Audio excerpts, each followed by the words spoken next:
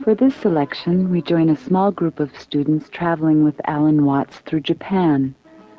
Along the way, they stop to visit the temples and the gardens of Kyoto and listen to Alan Watts bring ancient koans to life as he tells his favorite Zen stories. Enjoy with us Zen Tales from the Japan seminars. When I last talked about Zen, I was discussing it as a dialogue between master and student, and I was discussing it to a great extent in relation to Far Eastern culture, how it is in effect a method of liberation from the culture. All of us need to be liberated from our culture to a certain extent, because education is a kind of necessary evil. And when the process of education or acculturation has been completed, we need a cure for it. So in the process of being brought up by one's parents and one's teachers, you are in one way spoiled, although in another way made tolerable to live with. And so in our culture, it's increasingly fashionable to have psychoanalysis when you finish with education, so as to work out and resolve all the damage and traumatic shocks that were done to you in the process. And it's becoming something that in sophisticated circles one goes through, not because you're a mentally sick person, but because it's considered beneficial to general mental health. And this is our fumbling attempt, you see, to find a cure for our own culture.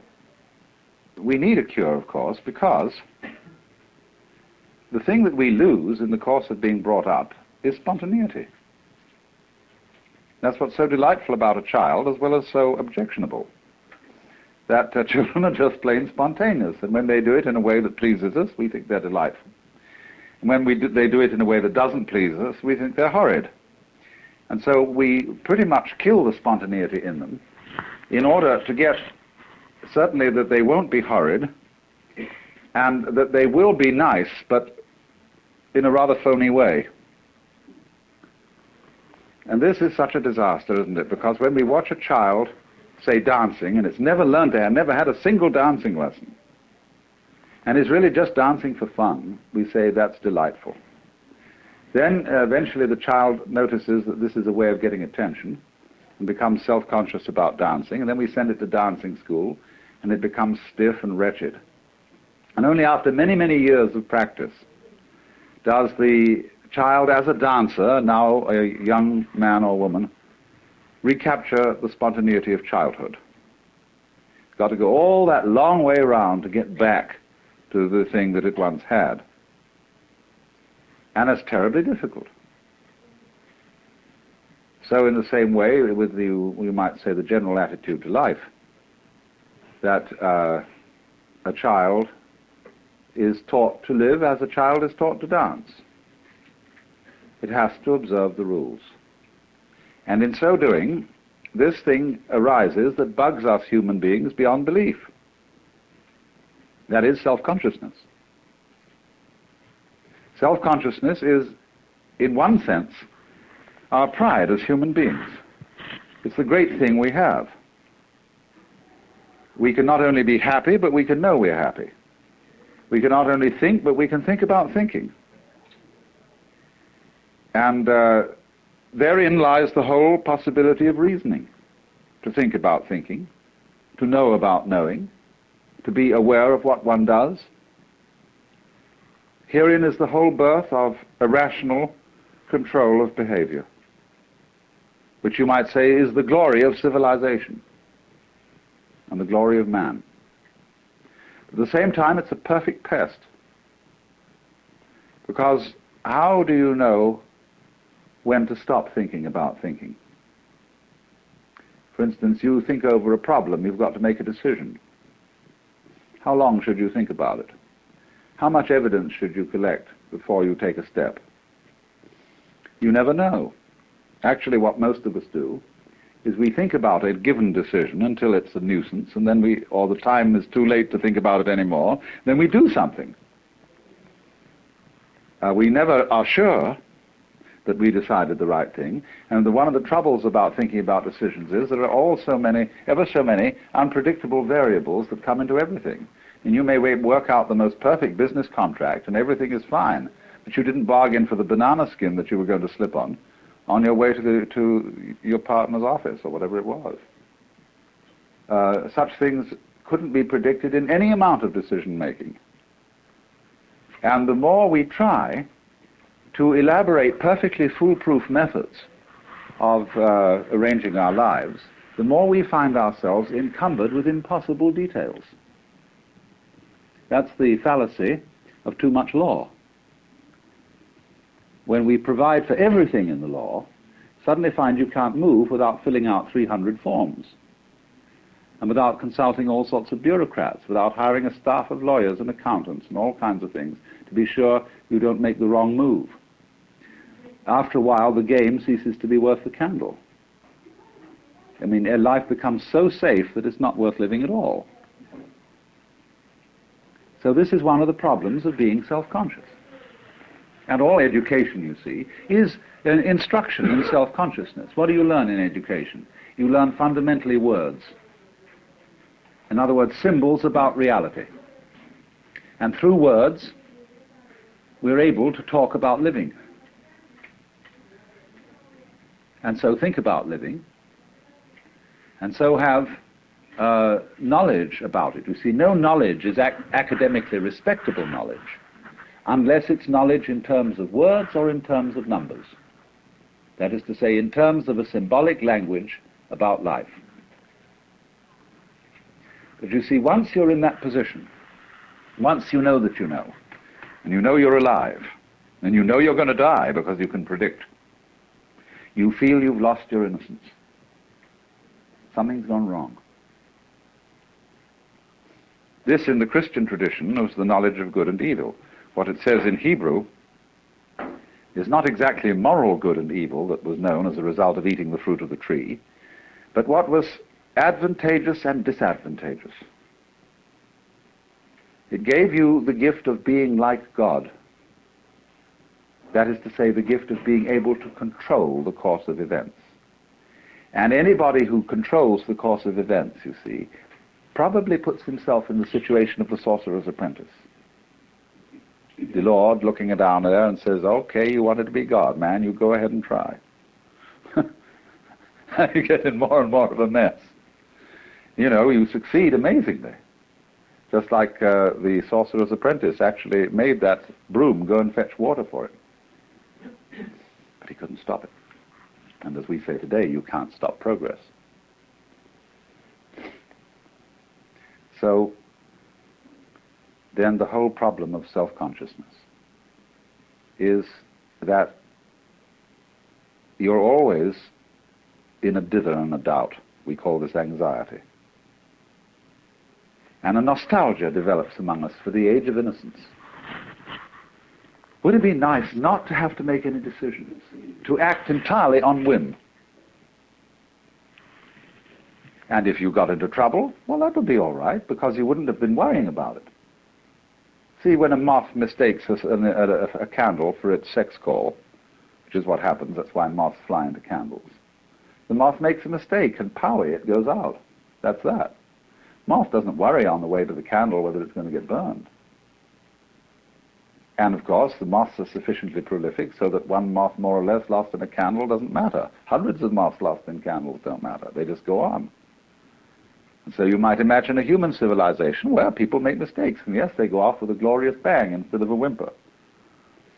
And that's that. They wouldn't worry. They'd live magnificently. But we can't possibly go back and do that. You can't on purpose give up self-consciousness. You can't give up worrying. You can't give up thinking about yourself. And above all, you're terrified to live spontaneously, because you might do something wrong. However, the center of Zen training is to live spontaneously.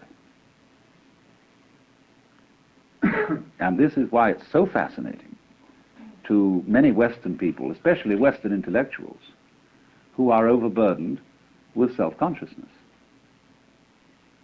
Because what fascinated people about Zen when they first heard of it through Dr. Suzuki's writings was Zen stories. I lent a book of Zen stories once to a friend of mine, years and years ago, and he was in hospital. And when he gave it back to me, he said, "Gee," he said, "I didn't understand a word of it, but it cheered me up enormously."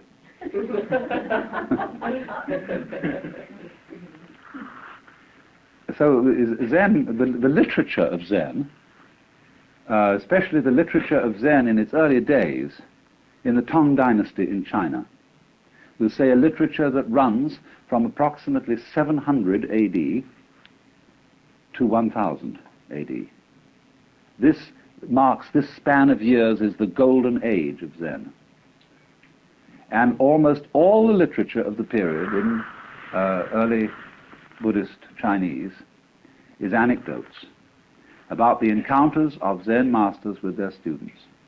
They are called in Japanese mondo, which means question-answer. And it appears that the way of studying Zen in those days was rather unlike the way of studying it now. Now Zen is settled and is studied in communities, such as we've been looking at, and will be staying in tomorrow night. But in those days, Zen was a wandering thing. In other words, if you became a Zen monk, you did a great deal of traveling. And instead of sitting on your fanny most of the day, you trudged. You were walking along through prairies, mountain paths, rugged country. You were visiting master after master after master to find one who would answer your question. Now, in a very natural way, supposing a person is questing, you are a seeker. You're not a phony seeker, but a real seeker. That is to say, you have within you a burning desire to find out what it's all about, who you are, what life is, what reality is, or what's the way out of the mess. You want to become, instead of a mixed-up human being, you want to become something as simple and genuine as a tiger or a cat or a bird or a Buddha. So those monks used to wander and wander and wander in search of a man who would answer the question. So one of the first stories is that when Bodhidharma, or Dharma, who you see all over Japan as the man with big eyes, a bushy beard, usually dressed in red with no legs. He came to where Bodhidharma was meditating and said, "Master, I have no peace of mind. Please pacify my mind." Of course, he didn't even get in for a long time to ask the question, because Bodhidharma refused to see anybody. Finally, when he cut off his left arm as a token of his sincerity and presented it to the master, Bodhidharma said, "All right, what do you want?" Well, he said, "I have no peace of mind." The mind in Chinese is Shin, and it isn't quite what we mean by mind. They locate it here, Japanese kokoro. We locate our mind here. But this mind here, the heart mind, is the psychic center. When you say, "I have no peace of mind," it doesn't mean you've just got a headache. You may have a heartache, too. It's a more inclusive word. You might call it the center of psychic activity. So Bodhidharma said to this man, whose name was Eka, "Bring out your mind here before me. I'll pacify it."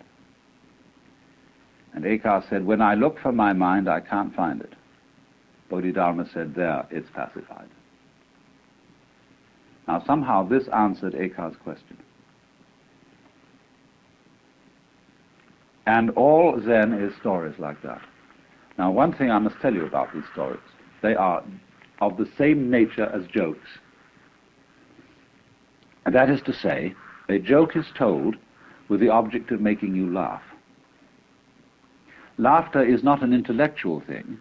It is an emotional reaction. And the point is the emotional reaction.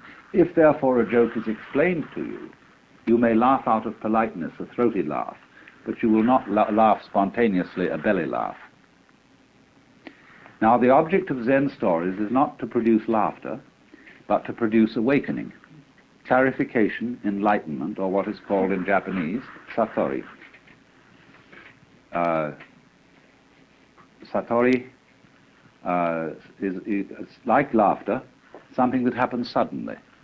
You don't, as a rule, slowly begin to laugh and then laugh louder and louder, because you see a joke instantly. A joke is always a matter of an aha. So in the same way, these stories are intended to produce an aha reaction in you of, oh, but I see, now it's clear. And really, they don't contain any information. Their design is not to tell you something, that is to say, to impart information or knowledge. Their design is to get rid of something, to get rid of a false problem with which you are wrestling, so that the problem will disappear as a result of understanding the story. And you'll see from the story that I told you that what happened was the disappearance of a problem.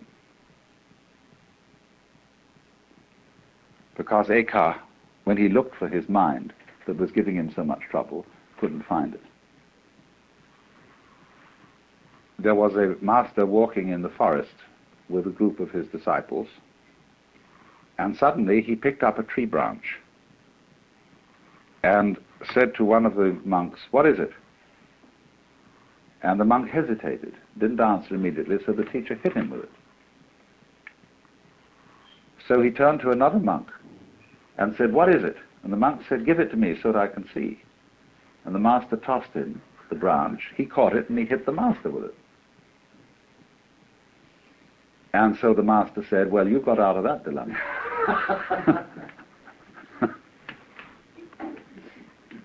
There was another occasion when an officer of the army came to a Zen master and said, "Sir, I've heard a very strange story and I want to know your answer to it. Once upon a time there was a man who kept a goose in a bottle, and it grew so large that he couldn't get it out. Now, he didn't want to break the bottle and he didn't want to hurt the goose, so how does he get it out?" And the master changed the subject and said something like, "It's a nice day today, isn't it? And the waterfall making a lovely sound outside." And so they went on in pleasant conversation. And then the officer got up to leave, and as he walked away to the door, the master said, "Oh, officer!" And he turned around and said, "Yes?" And the master said, "There, it's out." Another time, there was a famous master called Suibi, and he was asked, "What is the secret teaching of Buddhism?" And he was asked this in the lecture hall, where other monks were studying. And he said, "Wait till there's no one around and I'll tell you." So later in the day, the monk accosted him and said, "There's nobody around now. What is the secret teaching of Buddhism?" So he went into the garden with this monk, and he pointed at the bamboos. And the monk said, "I don't understand." He said, "What a tall one that is, what a short one that is." And this awakened the monk. Then there was another monk whose name was Gute. And whenever people came to ask him questions about Buddhism, he'd hold up a finger. That was the only answer he'd give. Well, he had an attendant, and one day somebody came to the temple to inquire about the teaching being given there, and the master was apparently out, and his attendant was there. So the investigator said, "What is your teaching here?" And the attendant held up a finger. Went away, but actually the master had been there. He was peeking from behind a screen. And so he came out to this boy and said, "What's the fundamental teaching of Buddhism?" And the boy held up a finger. Instantly the master drew a knife and cut it off. And the boy was very dismayed and rushed away yelling. So the master said, "Hey, come back!" As he came back, he said, "What's the fundamental principle of Buddhism?" And he went to hold up the finger, and it wasn't there. And he was enlightened.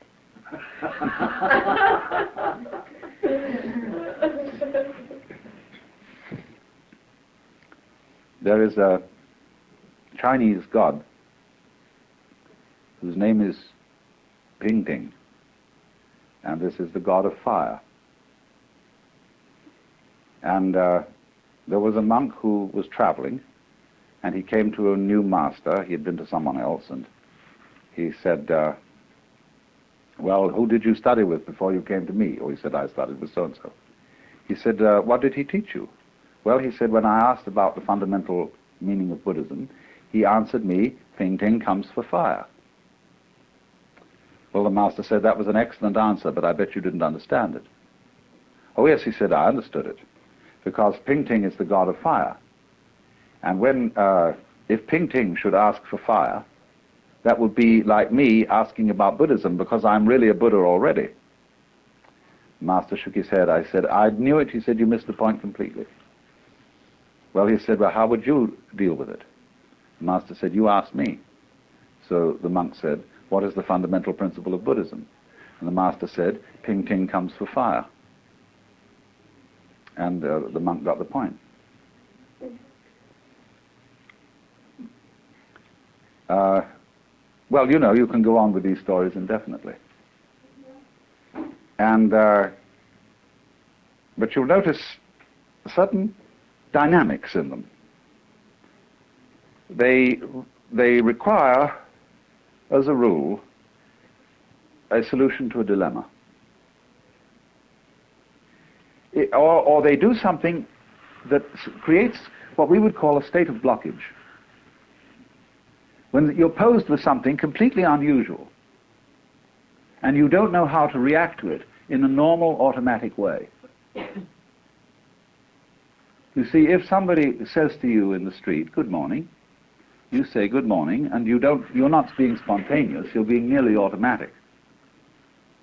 But when somebody comes up to you and says, are you saved? Or do you accept Jesus Christ as your personal savior? It's a very unusual question, and it stalls most people. They say, well, what do you mean?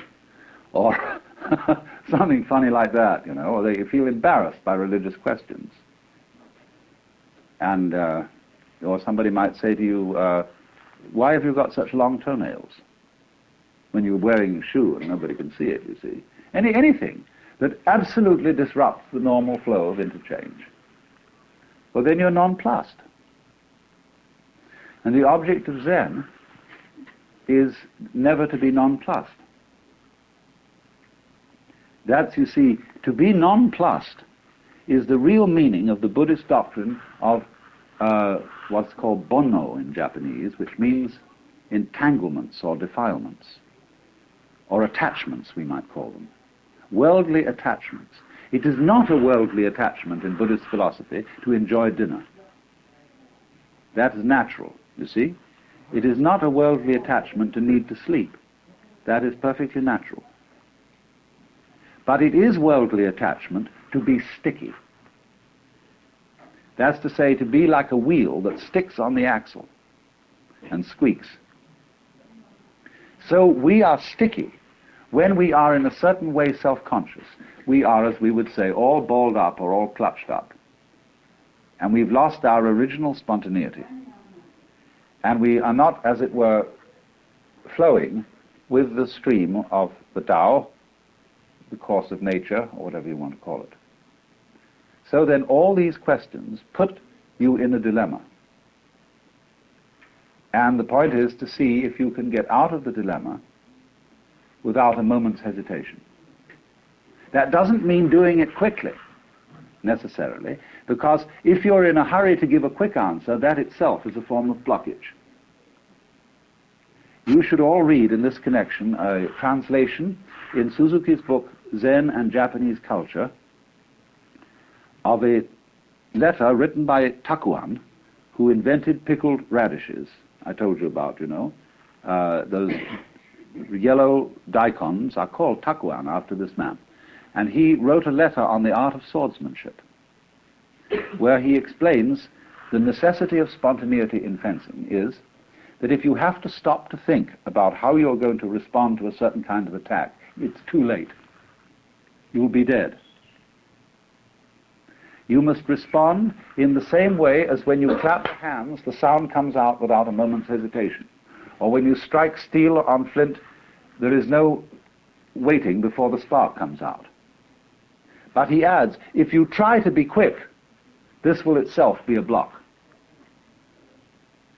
So when, you may know this, that when people are trained in the use of the sword, they get what Anne Clark bought the other day, which is a bamboo sword to start with. And you can give a person a healthy clobber with a bamboo sword without actually ruining him. So the teacher may well have you work around the house doing various chores as a sort of janitor when you begin in sword school, and will take every possible occasion to surprise you and hitting you with a bamboo sword. And you're expected to defend yourself with anything available, with the cushion, with the broom, with the saucepan, anything you happen to be handling. Defend yourself immediately. Well, after a while, you know, if you're going around your everyday work expecting to be jumped on any minute, it becomes rather nerve-wracking.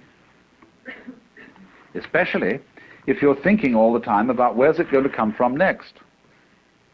And you discover that the more you make plans and try to calculate on where it's going to hit you next, you will always be outwitted. Because the teacher is infinitely clever and will always come from an unexpected direction. So at last there arrives a point where you just give up. You stop planning. And you just go around relaxed, and if it hits, it hits. And then you're ready to start fencing. Then you begin regular lessons.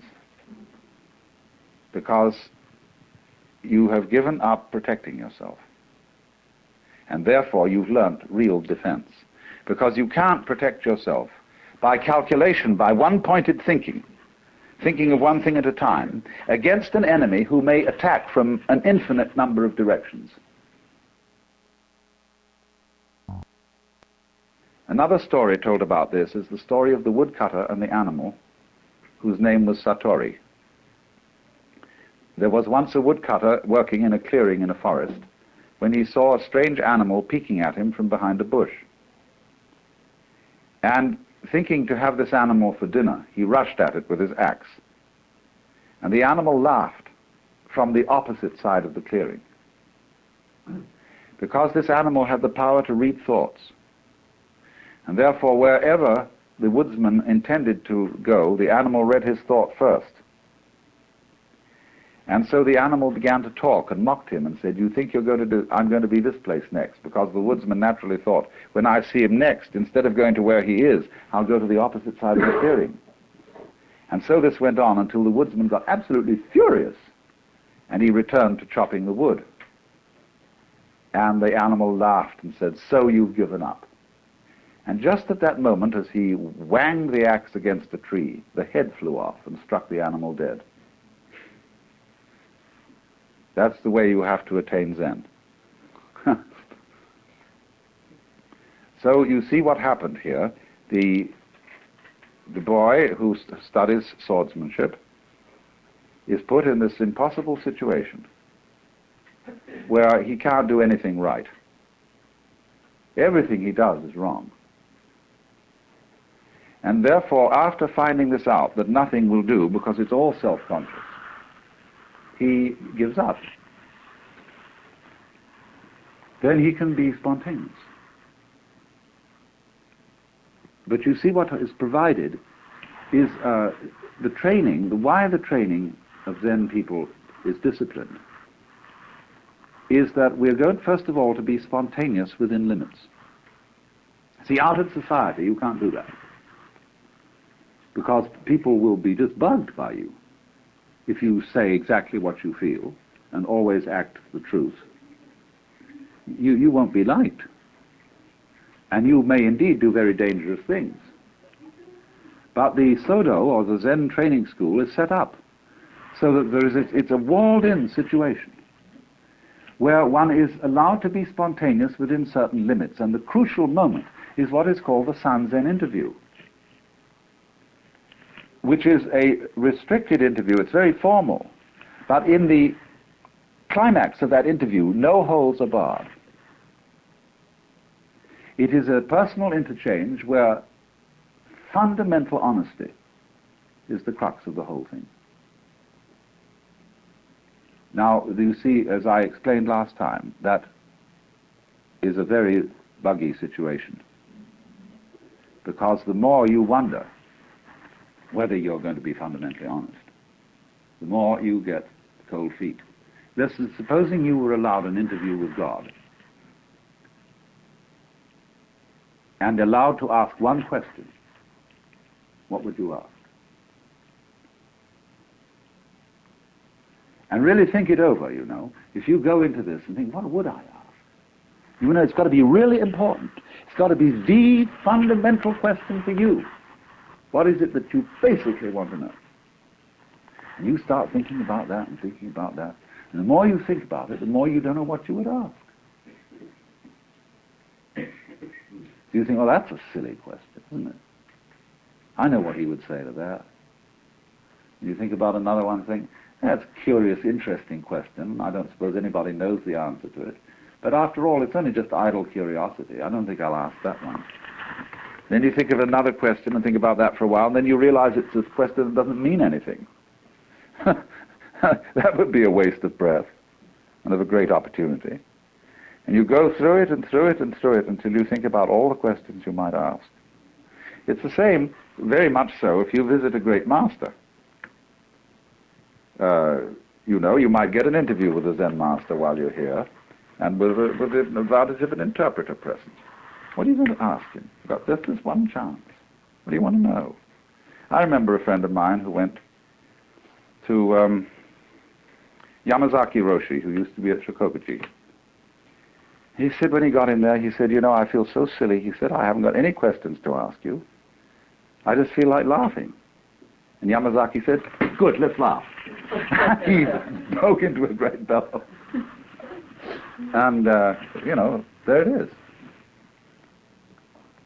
So it's a protected, this is what I want to emphasize about this, because there are ever so many facets of Zen that are so easily misunderstood just through reading about it. There's one school of people that will emphasize the spontaneity of it and think, gee, this Zen is real groovy stuff, you know, and it means you just do anything you like. It's true, you see, that certain of the great Zen masters have said Zen is, Rinzai made this point very strongly. He said, in Zen there is no place for discipline or for Buddhism or for making efforts. You just eat when you're hungry, sleep when you're tired, move your bowels when nature calls. Fools will laugh at me, but the wise will understand. See, you read that. Next thing you know, somebody comes here to Japan to study Zen, and suddenly they write back letters about hours and hours of sitting in one position and being banged about with warning sticks and having to get up at the ghastly 4 in the morning and wash in cold water and having a very spare diet and having to do things, behave and move just exactly so, and all that side of it is emphasized. Well, people think, what's going on? Is it this or is it that? Is it one thing or is it the other? The answer is it's both. It does have discipline, especially in view of the fact, and do bear this in mind, most Zen monks today are not really in the monastery of their own volition and have not been for hundreds of years. They've been there because it was a family tradition. If you see you have a son, you're a priest, and you have a son. Well, in all traditional cultures, in India, in China, and so on, there's a tendency for the son to carry on his father's business. So if you're the son of a priest, it's sort of expected that you'll be one too. So off to the monastery with you. It was the same in England in the 18th century, where the oldest son of the family went into the army, the second son into the law, I forget which order it was, or the third son anyway went into the ministry. Well, that means a whole lot of people who are in theological school haven't got the slightest interest in religion. not real interest. And so they have to be taught to think. So St. Ignatius, for example, made out methods of meditation. A, B, C, D, proximate consideration, remote consideration, the meditation itself, the resolution at the end, and so on. This is simply designs to teach people how to think who had never thought and weren't interested in thinking. So in much the same way, these things have occurred in the Far East. And a great deal of it is therefore designed to discipline people who have no real motivation for the discipline in question, the study in question. So now, one of the great features of Zen training is to develop within yourself what is called a great doubt.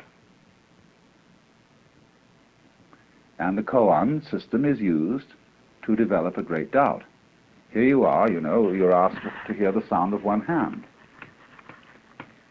And, you know, if you're an American and you've come over to Japan to study Zen, you've gone to a lot of trouble. You obviously have some sincere motivation.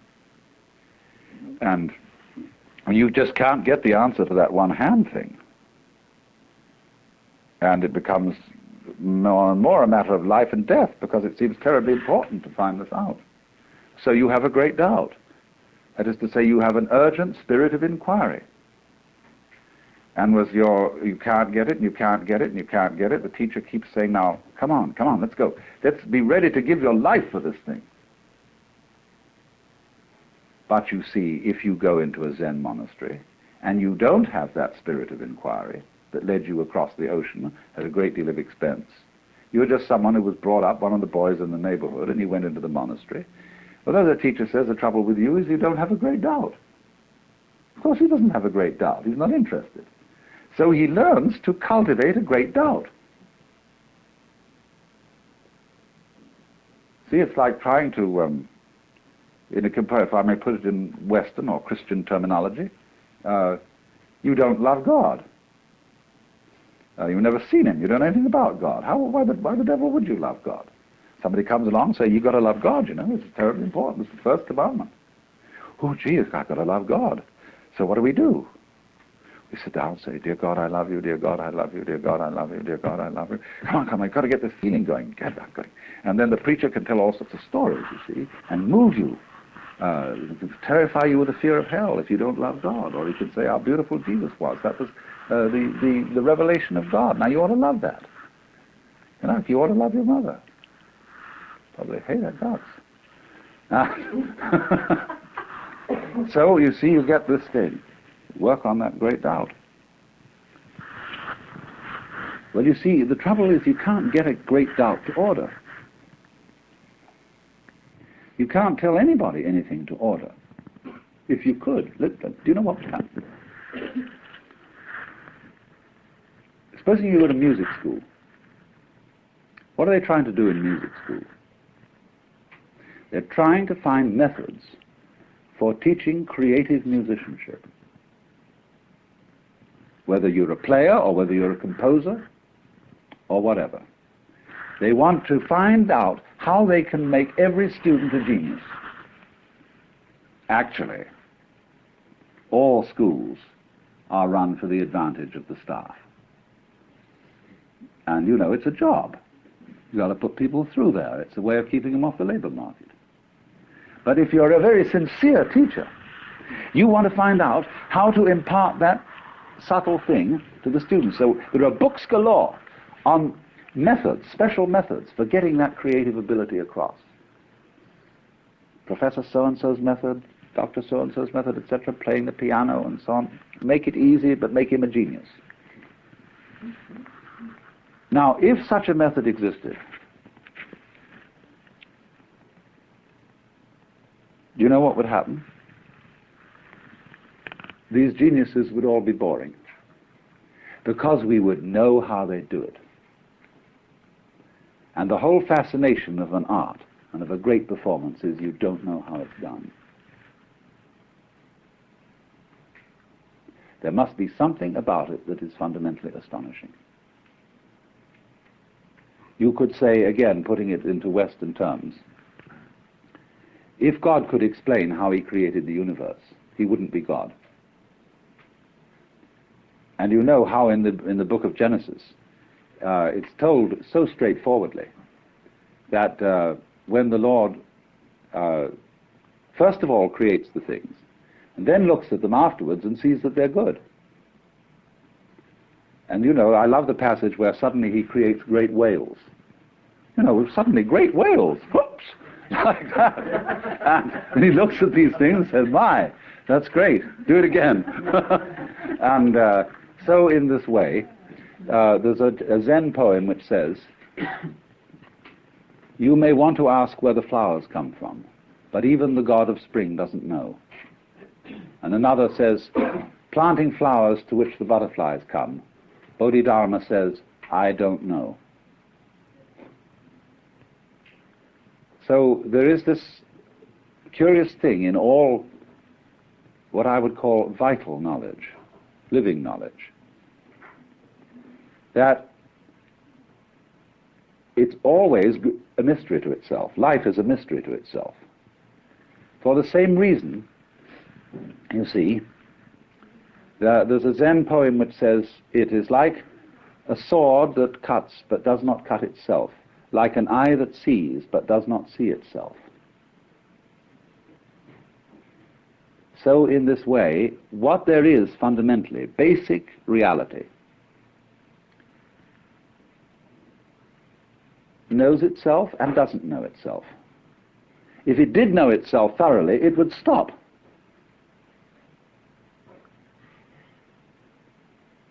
Like playing games. If you know the outcome of a game for sure, there's no point playing it. So, you know, when master chess players sit down and it becomes apparent, although there are still many pieces on the board, that one of them is going to mate in 3 moves, they abandon the game because they know the outcome.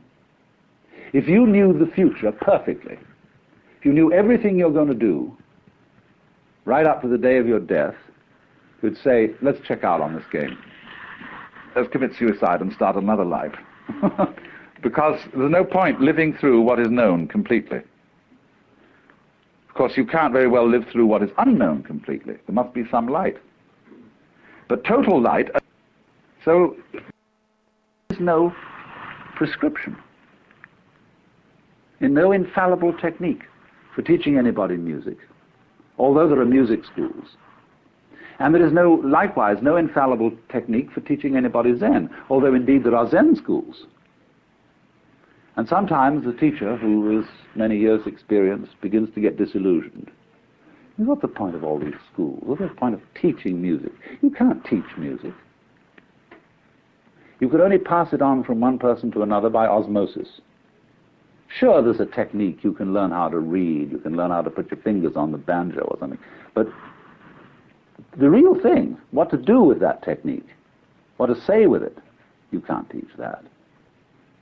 So one assumes then that a person who is sufficiently motivated, who is fond of music, will learn the technique because he wants to get so where he can handle the instruments.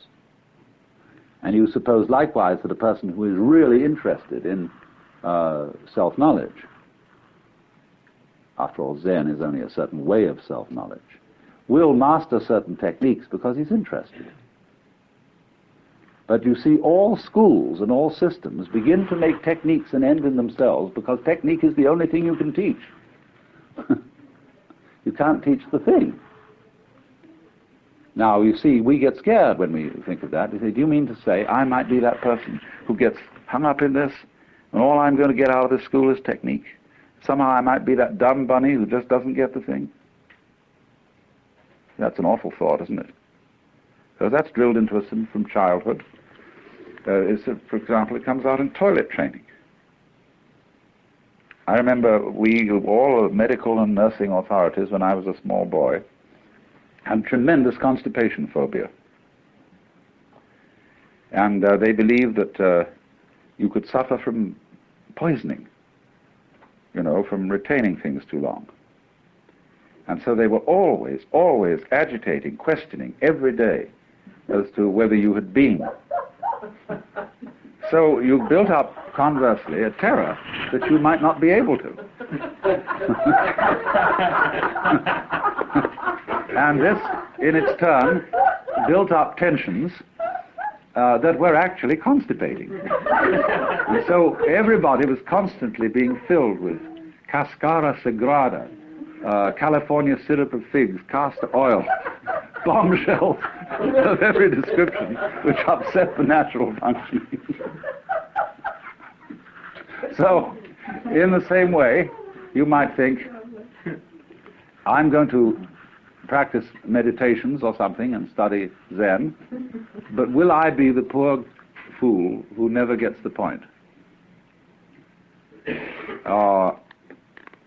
You could put it in Christian terms and say, I will be as good as I can be, but perhaps I will be the one who God will never give any real grace to, because I haven't been picked out.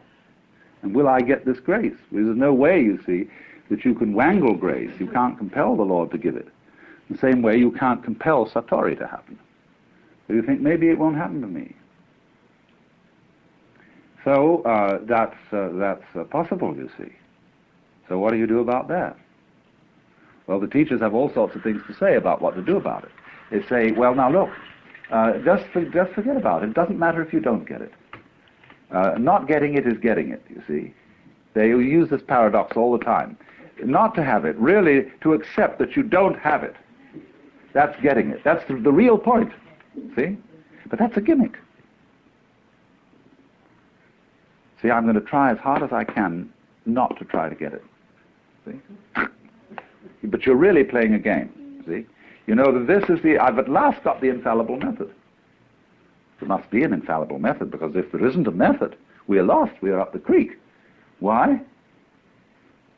Because we're out of control. But you see, when you find out there isn't a method, there isn't a positive method, and there isn't a negative method, what are you going to do? You can't do something, and you can't do nothing.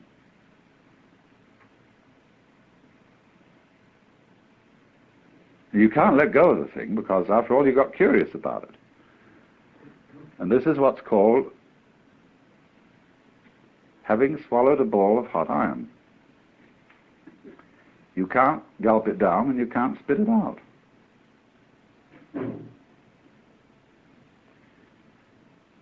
And Zen is a trap to get you into that state. You be very careful how you get mixed up with the thing. Because, you know, you may end up in a padded cell blathering.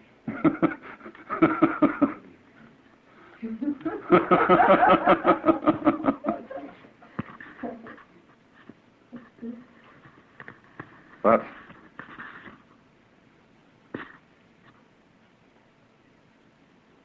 that is the quandary it is, and that's why ever so many opposite things can be said about Zen.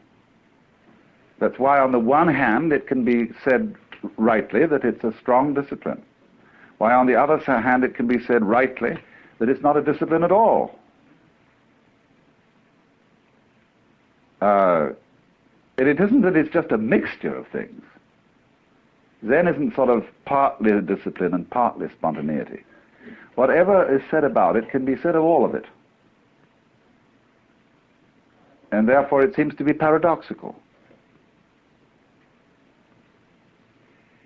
And one always can get into difficulty by neglecting some side of it and saying, well, that doesn't matter. Sometimes it's true that it doesn't matter. Sometimes it's not true. It may be just the thing that you need, the side you say that doesn't matter. So there's no way, what I'm trying to say is, there's no way of putting your finger on this thing. There's no way of nailing it down, and that's the whole point. Because you see, fundamentally, Zen makes you do what you were doing all the time, only it makes you do it consistently. Let's suppose you're sitting in your padded cell, and you suddenly found out this little game. See, you've got your one hand clasped by the other and your thumb sticking out here at the top. And you look at that thumb and say, ooh, look at that, whoops, and then try to catch it. No, no, no, here we go. No, no, come on, let's get it, come on, let's get it, come on, let's get it, get that thing, get that, see? Ooh, that's what we're doing. See, here's me, and here's knowing about me. No, I want to and control myself, you see. I want to get hold of that thing that's me. Because when I get hold of it, I can control it. Then I'm going to be all right. Got to get hold of it. And so we're doing that. And as a result, we have astounding illusions that I was describing right at the beginning of these seminars. The illusion of separateness. You see, I didn't realize when I did this that the thumb isn't separate from the hand. It's all one. Now we have the illusion, because it's drilled into us through acculturation, that each one of us is a separate ego, separate center of awareness, little living pulp of some kind, that lives in a strange world. Scares the hell out of us.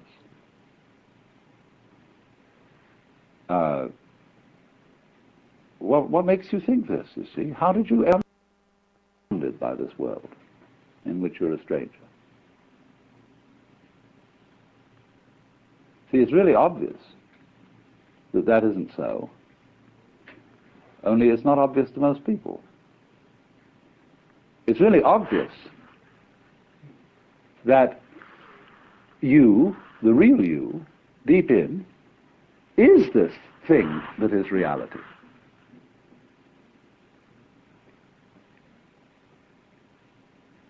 And that you are having a profoundly interesting game, pretending you're not.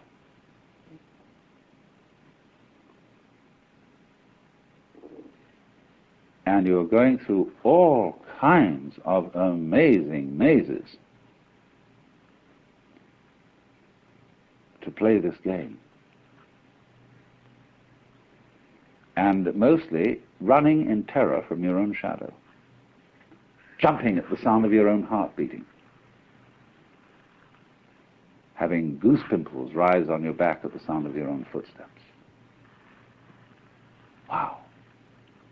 And you are always exploring into this world and finding it gets stranger and stranger as you look out into the infinitudes of space where you thought everything was pretty rational. You know, there were these other galaxies that were millions of light years away, and you thought, well, there's just a lot of galaxies out there. Suddenly something called a quasar turns up. And nobody understands what a quasar is. They defy all the things that we thought we knew. And so it gets stranger and stranger. And the more you probe inwardly, you know, you could lift the skin off your own stomach and take a look inside. What a weird world that is. And you say, ooh, cover that up, isn't it? I feel like I feel when I see spiders or ants or something. You get the shivers and the creeps from it. But you see, what you're getting the creeps at is yourself in an unfamiliar aspect, the unknown side. Because at last comes recognition. When you, the most far out thing, the thing that seems the most totally other, and you say, why? That's me. And what a relief. But at the same time, what fun to begin all over again and have a new surprise, something different.